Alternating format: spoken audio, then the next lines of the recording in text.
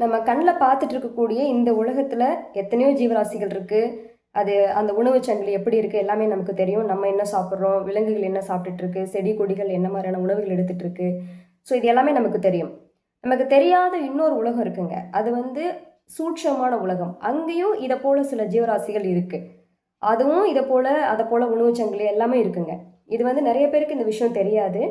கண்ணுக்கு புலப்படாத ஒரு உலகம் இருக்குது. இல்லைன்னு ஆகிடாது. இப்போ கரண்ட்டு மாதிரி தான். கரண்ட்டை வந்து பார்க்க முடியுமானா பார்க்க முடியாது, பட் உணர முடியும். அது மாதிரி உணரக்கூடிய தன்மையில் இருக்கக்கூடிய கண்ணுக்கு புலப்படாத ஒரு உலகம் ஒன்று இருக்குது. சரிங்களா?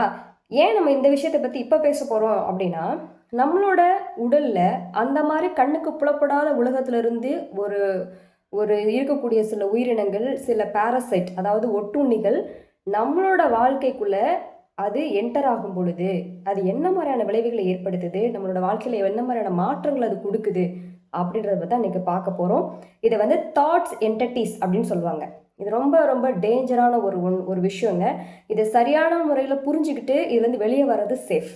இதுக்குள்ளே நம்ம போயிட்டோம் அப்படின்னா நம்ம உடம்புல எப்படி வந்து நோய் கிருமிகள் வந்த உடனே என்ன மாதிரியான விளைவுகளை ஏற்படுத்துதோ அது வந்து ஃபிசிக்கலாக நமக்கு தெரியும். நம்ம மருத்துவம் பண்ணுவோம், சரியாயிடும், பிரச்சனை இல்லை. ஆனால் இது கண்ணுக்கு புலப்படாத உலகத்திலேருந்து வர்றதுனால நம்மளாலே அதை பார்க்க முடியாது. அதை உணர மட்டும்தான் முடியும். அந்த எமோஷன்ஸை நம்மளால் உணர மட்டும்தான் முடியும். ஸோ இப்போ அதை பற்றி தான் நம்ம பார்க்க போகிறோம். அது எப்படிலாம் நமக்குள்ளே வருது, அதை எப்படி நம்ம கண்ட்ரோல் பண்ணலாம், எப்படி அழிக்கலாம், அது அத்தனையுமே நம்ம பார்க்க போகிறோம். அது எப்படி நமக்குள்ளே விளைவுகளை ஏற்படுத்துது அப்படின்றத பற்றி நம்ம பார்க்க போகிறோம். நம்மளோட பாடியை சுற்றி ஒரு 6 ஒளிவட்டம் இருக்குது அப்படின்னு சொல்கிறாங்கங்க. அது வந்து சயின்ஸாகவும் ப்ரூவ் பண்ணப்பட்டிருக்கு. ஸோ அந்த ஒளிவட்டம் இருக்குது இல்லைங்களா, ஆறான்னு சொல்லுவாங்க. அதில் வந்து சக்கரங்கள் இருக்குது அப்படின்றது இன்றைக்கி எல்லாருக்குமே தெரிஞ்ச ஒரு விஷயம். காமனாக எல்லாருக்குமே அந்த விஷயம் தெரியும். தெரியாத விஷயம் என்ன அப்படின்னா, அந்த சக்கரங்களை பாதுகாக்கிற மாதிரி ஒரு வலைப்பின்னல் ஒன்று இருக்குங்க. இது வந்து நமக்குள்ளே வரக்கூடிய அந்த எதிர்மறையான எண்ண கருத்துக்களை உள்ளே அனுமதிக்கிறதுல ஃபில்ட்ரு பண்ணி அனுப்பக்கூடிய விஷயம். இது நிறைய வீடியோவில் நானும் பேசியிருக்கேன். இன்றைக்கி அதை டெப்த் நாலேஜ் நம்ம பார்க்க போகிறோம். ஏன் நம்ம வாழ்க்கையில் எவ்வளோ பிரச்சனைகள் வருது அப்படின்றத பற்றி தான் நம்ம பார்க்க போகிறோம். அதுக்கும் இதுக்கும் என்ன தொடர்பு, அது எல்லாத்தையும் நம்ம டீப்பாக பார்க்க போகிறோம். முழுவதுமாக பாருங்கள். ஸோ உங்களுக்கு உங்களோட பயம் சார்ந்த விஷயங்கள், அப்புறம் வந்து அதாவது இது எப்படி இந்த தாட்ஸ் என்டிட்டிஸ் உருவாகுது அப்படின்னு பார்த்தீங்கன்னா, நம்ம சொன்னோம் இல்லையா, கண்ணுக்கு புலப்படாத உலகத்தில் இருக்கக்கூடிய நுண்ணுயிரிகள் வந்து அது என்ன சாப்பிடும். இப்போ நம்ம இந்த தாட்ஸ் என்டிட்டிஸ் சொல்கிறோம், அது என்ன சாப்பிடும் அப்படின்னா ஒரு நபரோட எதிர்மறையான எண்ணங்கள் தான் அதோட உணவு. அப்போ இது வந்து 3 வகையில் உருவாக்கப்படுது. ஒன்று பார்த்தீங்கன்னா, நமக்குள்ள ஏற்கனவே கிடைச்ச விஷயங்கள், அனுபவப்பட்ட விஷயங்களை நம்ம திரும்ப திரும்ப அசை போடுறது மூலமாக இந்த நுண்ணுயிர்கள் உள்ளேயே உருவாக காரணமாக இருக்குது. 2வது வெளியிலேருந்து வர்றது, அதோட தாக்கம் அது மூலமாக உருவாகும். 3வது நம்மளோட ஃபோர்ஃபாதர்ஸ் மூலமாக, நம்மளோட பேரண்ட்ஸ் மூலமாக கடத்தப்படுறது. இந்த மாதிரி 3 விஷயங்களாக இது வருதுங்க. இப்போ ஃபஸ்ட்டு விஷயம் என்னென்னா, நம்ம பயம் சார்ந்த உணர்வுகள் நமக்குள்ளே இருக்கலாம். ஒரு நபர் வந்து கட்டாயப்படுத்தப்படுறார், நிர்பந்திக்கப்படுறாங்க, அவமானப்படுத்தப்படுறாங்க, தொடர் தோல்வியை சந்திக்கிறாங்க, குடும்பத்தில் திரும்ப பிரச்சனையோடையான விஷயங்களையே அவங்க பார்த்துட்டே இருக்கிறாங்க. தன்னை பற்றின ஒரு தாழ்வு மனப்பான்மை அவங்களுக்குள்ள அதிகமாக க்ரியேட் ஆகிட்டு இருக்கு. என்னால் இது முடியாது, இயலாமை பற்றி அதிகமாக இந்த எமோஷன்ஸ் ஃபுல்லாக, இந்த உணர்வுகள் ஃபுல்லாக, இந்த உணர்ச்சிகள் ஃபுல்லாக என்ன மாதிரினா இதை தான் தாட்ஸ் என்டிட்டின்னு சொல்கிறோம். ஸோ இந்த உணர்வுகள் மேல் நீங்கள் திரும்ப திரும்ப திரும்ப திரும்ப அசைப்படும் பொழுது அது உள்ளேயே அந்த தாட் என்டிட்டிஸை வந்து உருவாக்குங்க. அது வந்து ரொம்ப ரொம்ப டேஞ்சர். உங்களோட அந்த இயல்பையே மாற்றிடும். நம்மளே நிறைய பேர் நம்ம சந்திச்சிருப்போம். ஒரு ஃபியூ இயர்ஸ் பேக் அவங்கள பார்க்கும்போது ரொம்ப சாஃப்டாக, ரொம்ப ரொம்ப கருணையோட, அன்போட, அமைதியாக இருந்திருப்பாங்க. ஒரு 2 வருஷத்துக்கு அப்புறம் வாழ்க்கையில் சில மாற்றங்களை கடந்து வந்திருப்பாங்க. இன்றைக்கி பார்த்தா வேறு மாதிரி இருப்பாங்க. அதே நபர் தான், ஆனால் அவங்க நிறைய உருமாற்றமாக இருப்பாங்க. அவங்களோட அந்த கேரக்டரிஸ்டிக்ஸில் ஏகப்பட்ட சேஞ்சஸ் நடந்திருக்கும். காரணம் என்னென்னா, இந்த மாதிரி தாட் என்டிட்டிஸ் அவங்களுக்குள்ள உள்ளே போயிருக்குன்னு அர்த்தம். இந்த நுண்கிருமிகள், இந்த சூட்சமான நுண்கிருமிகள் அவங்களுக்குள்ளே போயிருக்குன்னு அர்த்தம். விஷயம் புரியுதுங்களா? 2வது, இதே மாதிரியான எமோஷன்ஸ் வெளியிலேருந்து தாக்கப்படுறது. வெளியில் இருக்கக்கூடிய நம்ம நண்பர்கள் மூலமாகவோ, உறவுகள் மூலமாகவோ, நமக்கு ரொம்ப பிரியமான ஒரு நபர்கள் மூலமாகவோ அது உள்ளே வரும் பொழுது அதை பேர் பண்ண முடியாமல் அந்த வலைப்பின்னல் வந்து என்னாகும் அப்படின்னா வெடிப்பு ஏற்படும், இல்லை அது துளைக்கப்படும். இந்த நுண்கிருமிகள் வந்து அதை தொலைச்சி உள்ளே போயிடும். உள்ளே போகும்போது தான் நம்மளோட இயல்புத்தன்மை மாறுது. இதை வந்து சிம்பிளாக நீங்கள் எப்படி புரிஞ்சுக்கலான்னா, முக்கியமானது, ரொம்ப அடிக்ஷனில் இருப்பாங்க இல்லையா, அந்த அடிக்ஷன் இருக்கிறவங்களுக்கு இது ரொம்ப இயல்பாகவே இந்த விஷயம் வந்து உள்ளே வந்துருங்க. இந்த நுண்கிருமிகள் வந்து அவங்களுக்குள்ள ரொம்ப ஈஸியாக சுலபமாக உள்ளே போயிடும். ரிப்பீட்டடாக அவங்க ஒரு பழக்கத்தில் அடிமையாக இருக்கிறாங்க அப்படின்னா கண்டிப்பாக அவங்க இதில் பாதிக்கப்படுவாங்க. மனநீதியாக நிறைய பாதிப்பு ஏற்படும். ஸோ உடல் ரீதியாக பாதிக்கப்படுறதுலாம் ஒரு பெரிய விஷயமே கிடையாதுங்க. ஆனால் மன ரீதியாக நீங்கள் பாதிக்கப்பட்டீங்கன்னா இது எல்லா ஆங்கிள் ஆஃப் லைஃப்லையும் அது டச் பண்ணும். இது ரொம்ப டேஞ்சர். ஸோ நம்ம ஆக்சுவலி அதுக்கு இடம் கொடுக்கக்கூடாது. நம்ம தெளிவாக இருக்கணும். சரிங்களா? ஸோ இப்போ வெளியிலேருந்து வரக்கூடிய அந்த தாக்கம் அதை பேர் பண்ண முடியாமல் அதில் துளை ஏற்படுத்துறதுனாலையோ வெடிப்பு ஏற்படுறதுனாலையோ என்ன ஆயிடுது அப்படின்னா அந்த மனிதரோட இயல்பு நிலை மாறும்.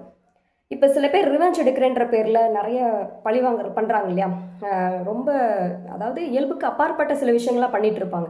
இதெல்லாம் மனிதர்கள் பண்ணுவாங்களா? இப்போ சிம்பிளாக சொன்னால் இந்த சந்திரமுகியில் வரும்ல ஜோதிகா கேரக்டர் ஒரு பெரிய கட்டில் தூக்குவாங்க பாரு, அது வந்து இயல்புக்கு அப்பாற்பட்ட விஷயம். அதெல்லாம் மனுஷர்களால் செய்ய முடியுமா அப்படின்ற அளவுக்கு நம்ம நினைக்கிற ஒரு விஷயங்களை அவங்க பண்ணுவாங்க. மனுஷங்களாம் செய்வாங்க, அவங்களால அதை பண்ண முடியுமா அப்படின்னு நமக்கு ஒரு கேள்விக்குறி இருக்கும். அதை வந்து அவங்க பண்ணுவாங்க. அந்த அளவுக்கு அவங்க அமானுஷமாக ரொம்ப பெரிய விஷயங்கள்லாம் அவங்க பண்ணிட்டு இருப்பாங்க. அதுக்கெல்லாம் காரணம்னா இந்த தாட் என்டிட்டிஸ் இருக்கு இல்லைங்களா, அந்த நுண்கிருமி அவங்கள வந்து அந்த மாதிரி இயக்கும் அப்படின்னு சொல்கிறாங்க. ஒரு கட்டத்துக்கு அப்புறம் அதோட கண்ட்ரோலுக்கு அவங்க மாறிடுவாங்க. ஆட்டோமேட்டிக்காக அவங்களோட இயல்புத்தன்மை மாறிடும்.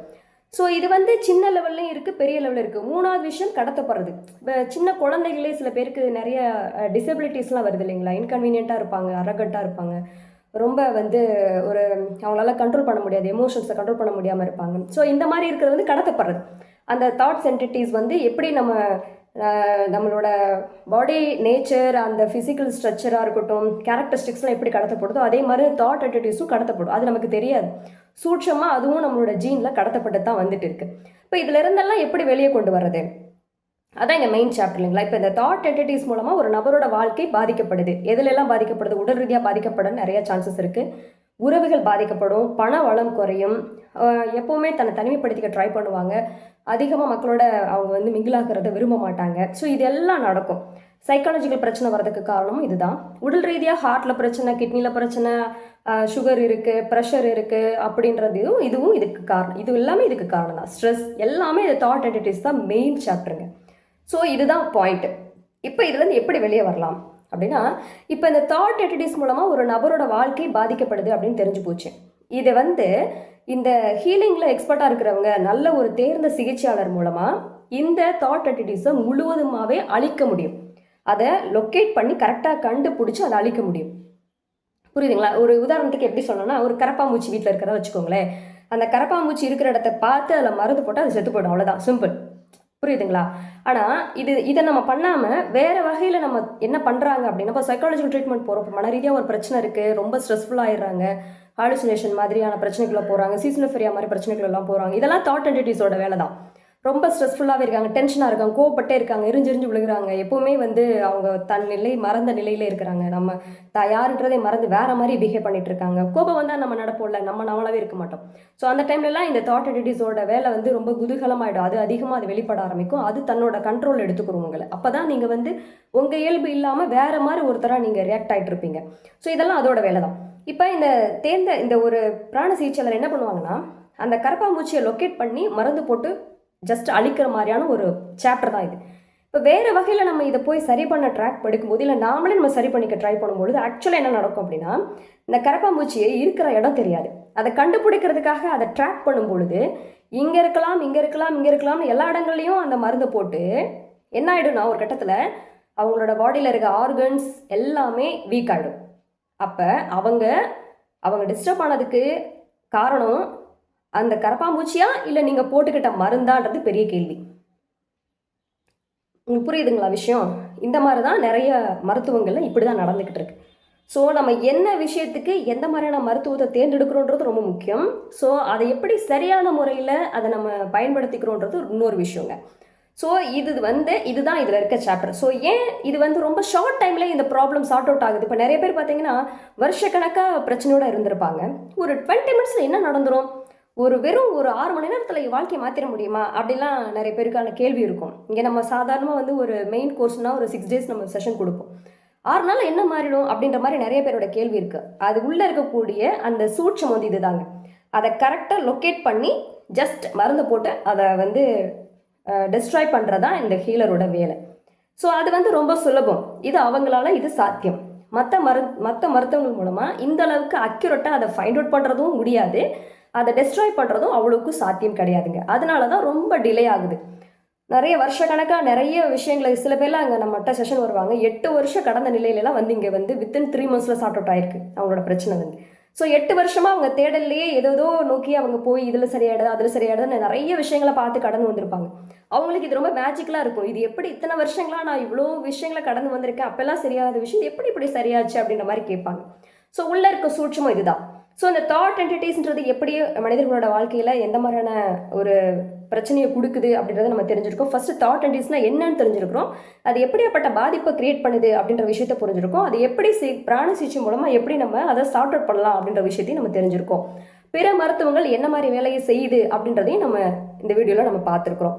ஸோ உங்களில் யாருக்காவது இப்போ ஸ்ட்ரெஸ்ஃபுல்லாக இருக்கீங்க, எனக்கு சைக்காலஜிக்கல் பிரச்சனை இருக்குது, குடும்பத்தில் பிரச்சனை இருக்குது, ஒரு மாதிரி சண்டை போட்டுகிட்டே இருக்கிறாங்க, கோவப்பட்டுக்கிட்டே இருக்காங்க, பயந்த சுபாவத்தோடு இருக்கிறாங்க, எப்பவுமே ஒரு தாழ்வு மனப்பான்மையில குழந்தைங்களா இருந்தாலும் சரி பெரியவங்களா இருந்தாலும் சரி அந்த மாதிரியான பிரச்சனை இருக்குது. அப்போ அவங்களுக்கே தெரியாத பிரச்சனை, இந்த ஆட்டிசம் மாதிரி பிரச்சனை எல்லாம் அந்த குழந்தைங்களுக்கே தெரியாது. அதெல்லாம் கடத்தப்பட்ட தாட் என்டிட்டிஸ் மூலமாக வரக்கூடிய பிரச்சனை. இது ரொம்ப புது கருத்து. நிறைய பேருக்கு இந்த விஷயமே தெரியாதுங்க.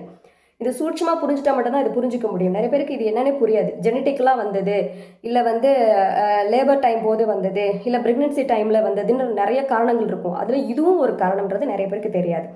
ஸோ இதுதான் அதுக்கு பின்னாடி இருக்க சூட்சமான விஷயங்கள். ஸோ இதுதான் இந்த உலகத்தில் தான் நம்மளோட ட்ரீட்மெண்ட்டே இருக்குங்க. இந்த கண்ணுக்கு புலப்படாத உலகம்னு ஒன்று இருக்கு இல்லைங்களா, அந்த உலகத்தில் அந்த எனர்ஜி லெவலில் தான் நம்ம ட்ரீட்மெண்ட் கொடுத்துட்டு இருக்கோம். அதனால தான் அந்த ஃபாஸ்ட் ரெக்கவரி இருக்குது. புரியுதுங்களா? ஸோ இதுதான் இங்கே நடந்துக்கிட்டு இருக்கக்கூடிய விஷயம். இப்போ நான் கொடுத்த விஷயங்கள் உங்களுக்கு ஒரு தெளிவை கொடுத்துருக்கலாம். ஸோ இப்போ நீங்கள் என்ன பண்ணுங்கன்னா, உங்களுக்குள்ள இந்த மாதிரியான பிரச்சனைகள் நீங்கள் ஃபைண்ட் அவுட் பண்ணியிருக்கீங்க அப்படின்னா, இதை கரெக்டாக சார்ட் அவுட் பண்ணுறதுக்கு this is one and only way அப்படி தான் நான் சொல்லுவேன். ரொம்ப சுலபம், ரொம்ப ஷார்ட் டைமில் உங்களோட ப்ராப்ளம் சார்ட் அவுட் பண்ணுறதுக்கு கம்ப்ளீட் சரண்டர் ரொம்ப இம்பார்ட்டன்ட். ஸோ உங்களெல்லாம் யாருக்காவது தேவை இருந்ததுன்னா கீழே இருக்க நம்பருக்கு காண்டாக்ட் பண்ணுங்கள். உங்களுக்கு ஃபுல் டீட்டெயில்ஸ் அனுப்புவாங்க.